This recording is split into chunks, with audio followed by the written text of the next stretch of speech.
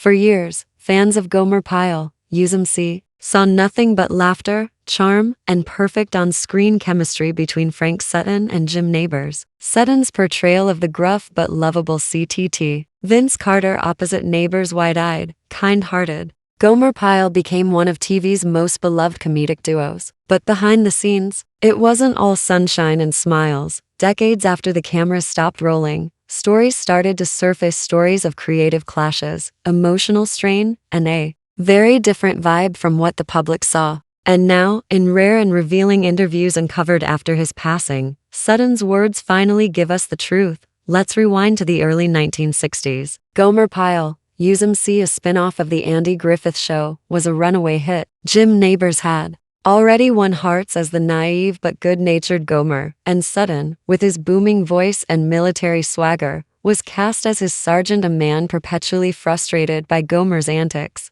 Their chemistry was electric, but not always easy to maintain off-screen. According to those close to the production, Sutton was an intense, disciplined actor. He took his craft seriously and expected the same from everyone else. Nabors, on the other hand, brought a more relaxed, improvisational style to the set, often ad-libbing and veering from the script in search of the perfect punchline. While fans adored it, Sutton, who had a background in theater, found it difficult to adapt. In one now legendary moment, Sutton reportedly walked off the set after multiple takes were ruined due to unscripted laughter and miscues. While he never publicly criticized Nabors during their working years, Sutton later admitted in a private interview, "It wasn't always easy working on that set. We had different ways of doing things, and it created some real tension." But Sutton also expressed a surprising level of compassion. "Jim was a genius in his own right," he continued. "He just worked in a way that clashed with mine. We were like oil and water at times, but somehow, it worked on camera."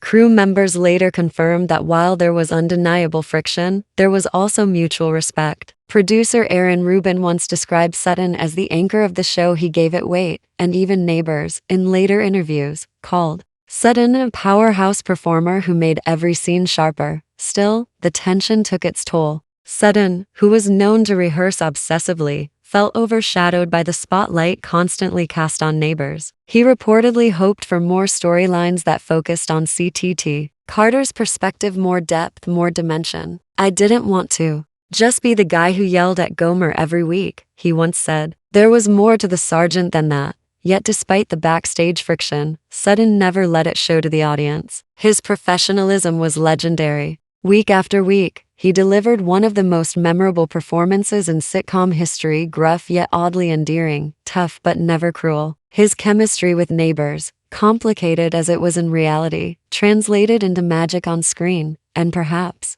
the most heartwarming twist? Near the end of his life, Sutton reportedly reached out to Nabors. They shared memories, laughed about the past, and finally acknowledged what fans had long suspected, that despite their differences, they had created something special together. In his final reflections, Sutton didn't hold grudges. "What we built together," he said, "was bigger than either of us. The audience felt something real. That's what matters in the end." The behind-the-scenes tension might have surprised fans, but it only proves one thing: great art often comes from friction. And Frank Sutton, with all his passion, discipline, and heart, helped shape one of television's most iconic shows, even if it came with its share of unseen struggles.